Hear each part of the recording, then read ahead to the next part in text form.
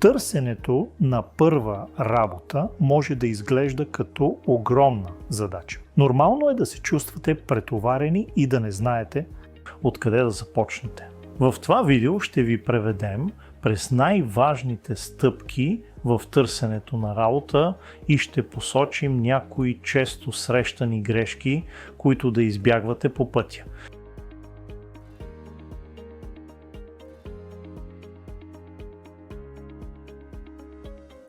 Нека започнем с това къде да търсим работа. Вече знаете, че има много опции като уеб-сайтове за търсене на работа, кариерни страници на компании, таблото за работа на вашия университет или дори социалните медии. Но ето нещо, което може би не знаете. Много работни места никога не се публикуват онлайн. Една от най-големите грешки, които хората правят, е да кандидатстват само за работни места, които намират онлайн и да игнорират създаването на контакти. Създаването на контакти може да звучи като нещо сложно и страшно, но не е. Започнете с малко. Кажете на приятелите си, на учителите си, на братовчет си и на всеки приятел, който вече има работа.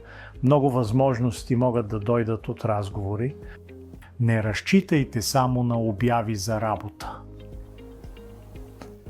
Когато си намерите работа, която ви интересува, разгледайте внимателно обявата за работа или информацията, която имате. Обърнете внимание на разликите между изискваните и предпочитаните квалификации.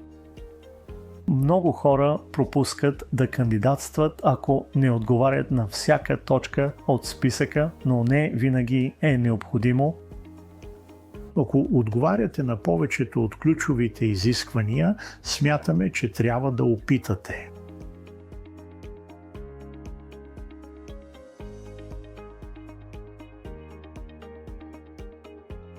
Следващата стъпка е кандидатстването.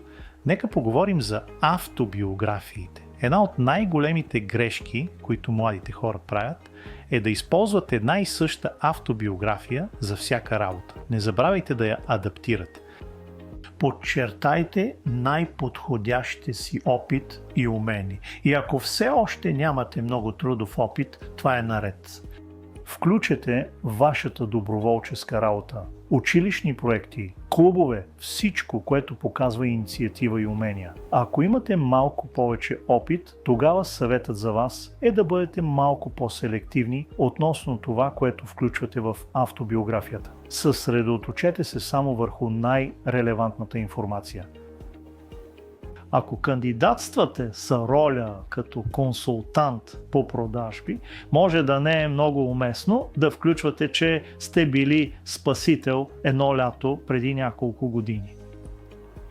И, разбира се, дръжте го на една или две страници. Работодателите не искат вашата житейска история, само частите, които съответстват на работата.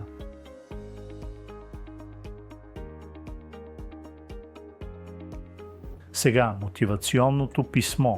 Това е мястото, където можете да покажете своята личност и да обясните защо сте развълнувани за работата. Много хора правят грешката да копират шаблони или да повтарят това, което вече е в тяхната автобиография. Вместо това, бъдете конкретни. Споменете името на компанията.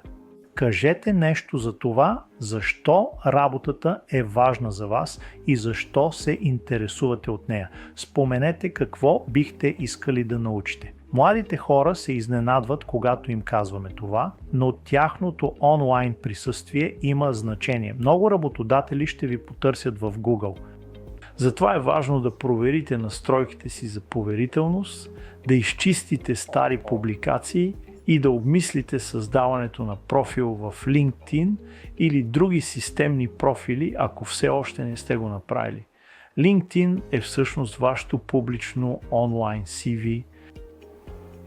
Ако изпращате кандидатурата си по имейл, не забравяйте да бъдете професионални. Честа грешка е да пишете небрежно, сякаш тествате пишете на приятел или сте твърде лаконични. Използвайте ясен ред за тема, проверете граматиката си и винаги включвайте кратко, учтиво съобщение, обясняващо какво прикачвате.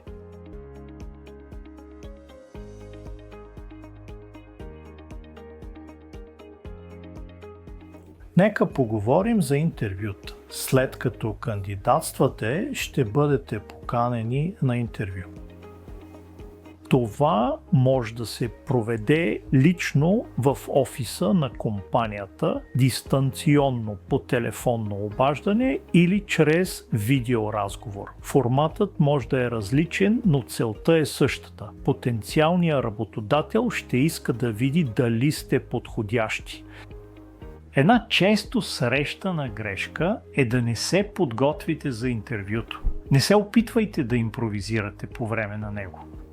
Проучете компанията предварително. Знайте ролята и практикувайте отговарянето на типични въпроси. Някои примерни въпроси, които често се задават са: разкажете ми за себе си или какво предизвикателство сте срещали.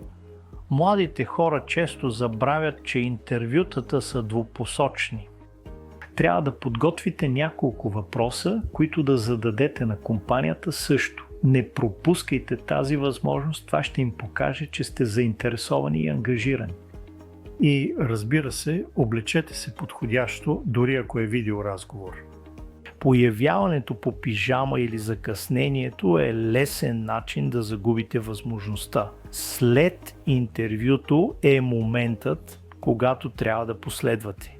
Това може да бъде кратко благодарствено писмо, имейл, което може да направи голяма разлика, защото повечето хора не изпращат такова. Не пропускайте възможността да се отличите.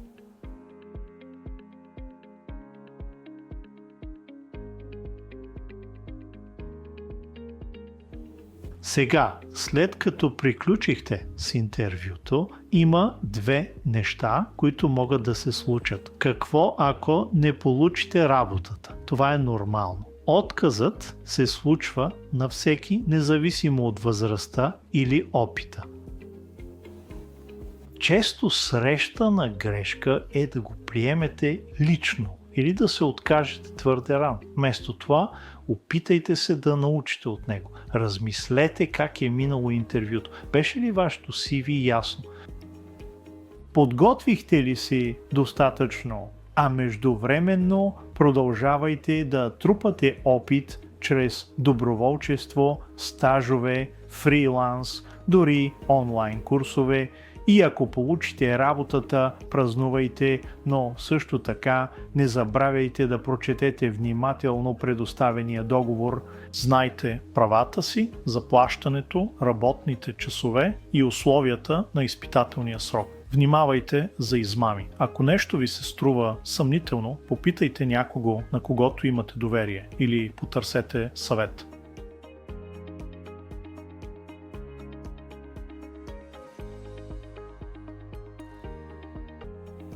В заключение, намирането на работа изисква усилия и, разбира се, понякога търпение.